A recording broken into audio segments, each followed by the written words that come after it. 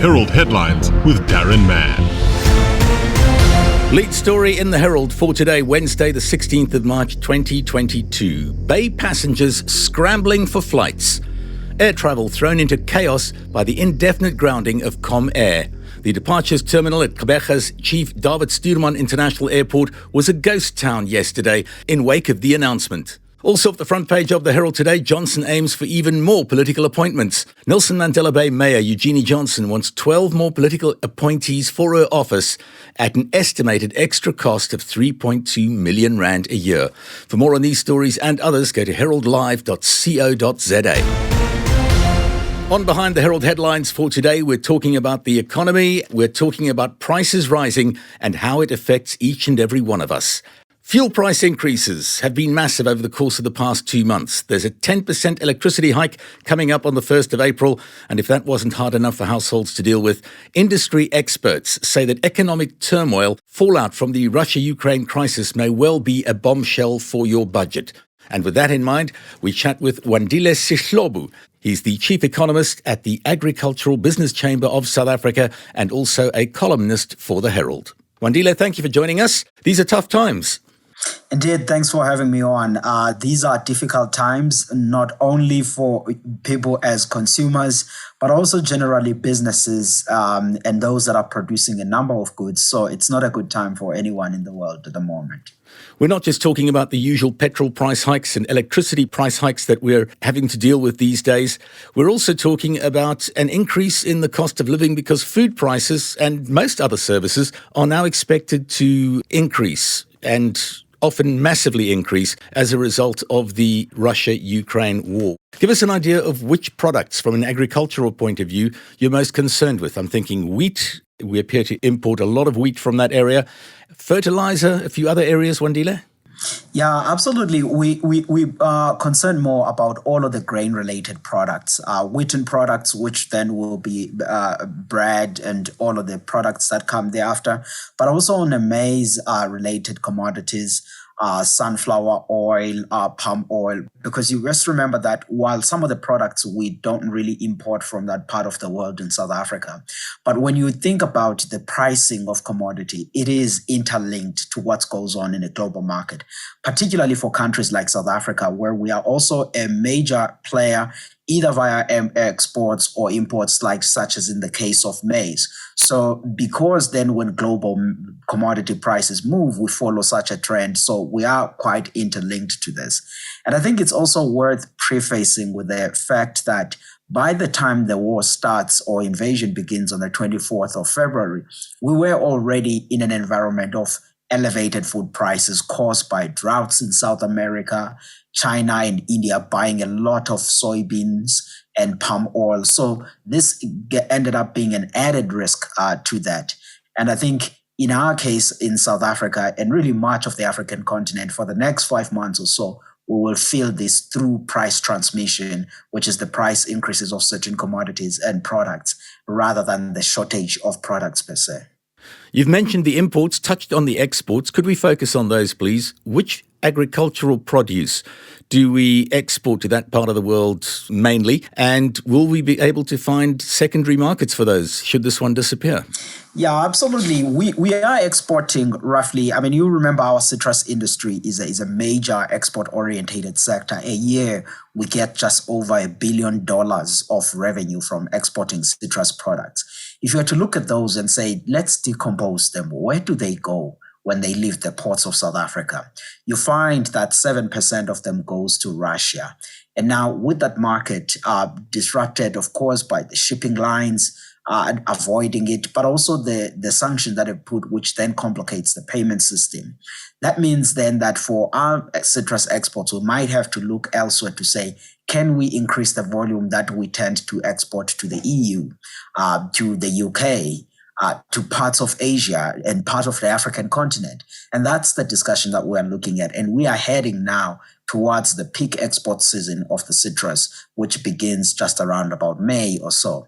And we also export to those countries about 600 globally, we export about 600 $600 million worth of apples and pears. But if you were to decompose that, which is over $500 million of exports, you find that 12% of it goes to those markets, Ukraine and Russia.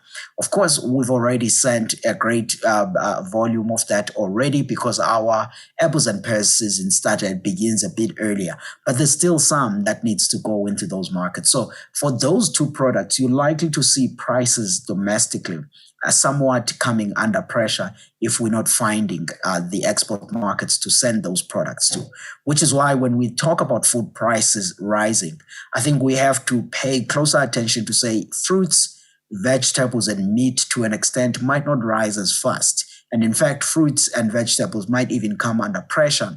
While then if you were to look at the grain and oils, you will see those rising at a much faster pace. Then that's the mixed basket that we are dealing with of the product. So over and above imports and exports both being affected, to top it all, there's a roughly 10% electricity price increase due to kick in from April the 1st. Pretty much everything is going to become more expensive in the months to come. Do we have a silver lining anywhere?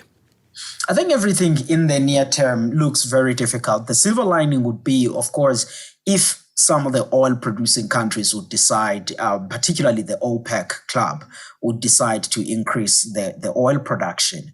And then I think that could give us a little bit of relief on bringing down the cost, because oil, as you were saying at the start, is at the center of everything, because in all of these food products we have discussed, you find that roughly 75% of most South African grains, and indeed large part of the agricultural products, are transported by road. So when you have oil or fuel prices going up, you get to see this increase wide across.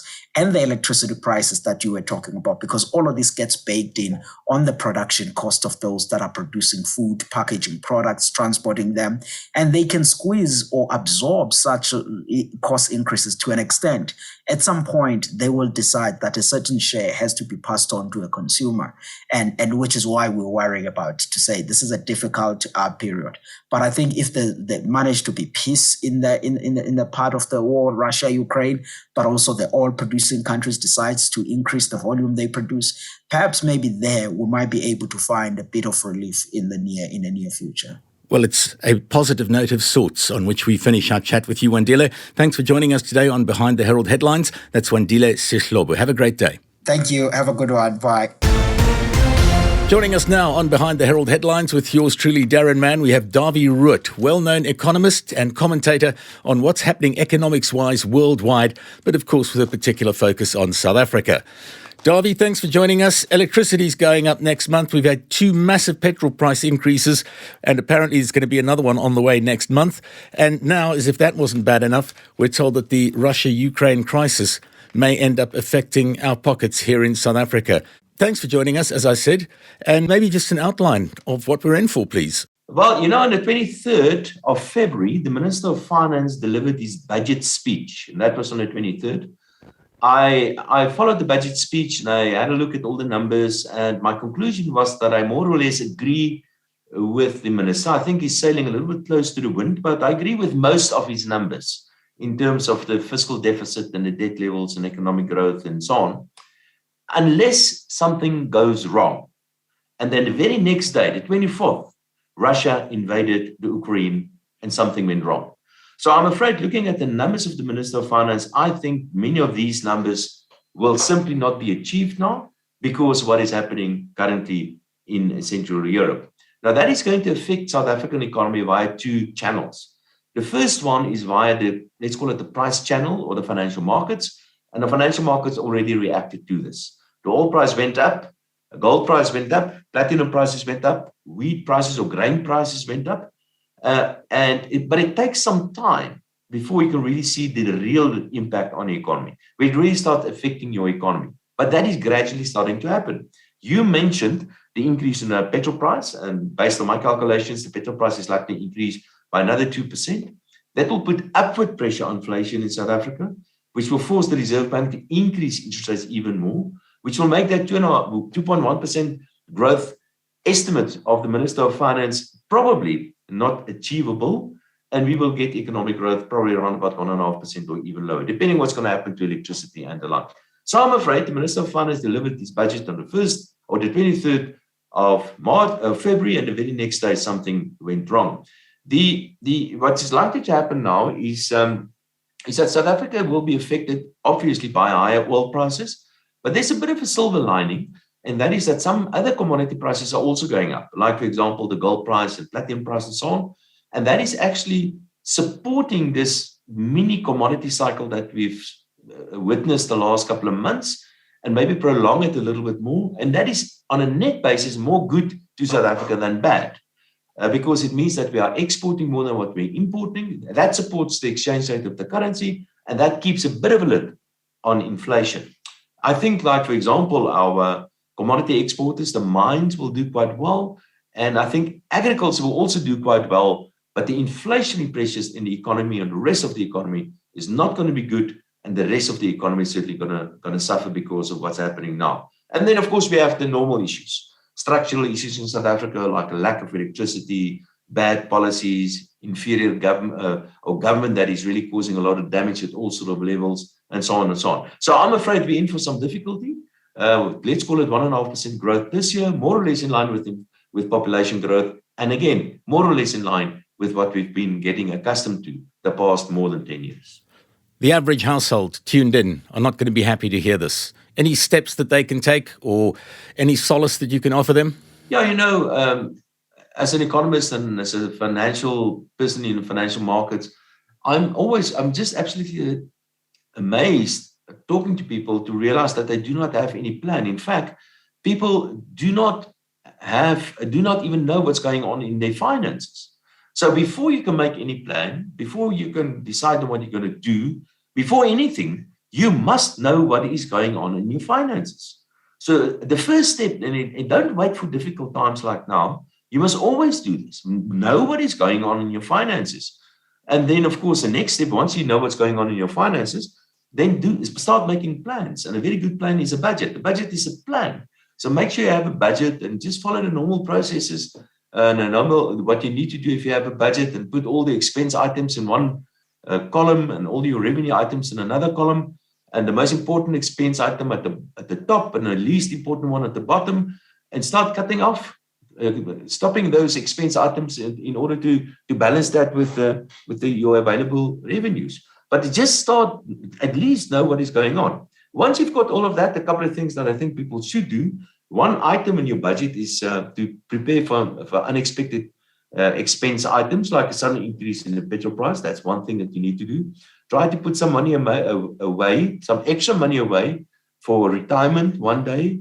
And the sooner you start doing these sort of things, the easier it will be for you to get out of financial difficulties. And a very simple example is, if you go on a holiday without planning for it, you don't know what the impact is going to be on your credit card and how long it's going to take you to pay this off.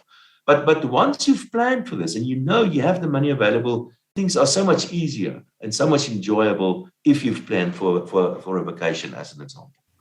Dawie Roodt, thank you very much for your time. Thanks for joining us on Behind the Herald Headlines today. And it won't be too long before we catch up. Thank you so much. My pleasure. Thank you. That was today's edition of Behind the Herald Headlines with Daron Mann.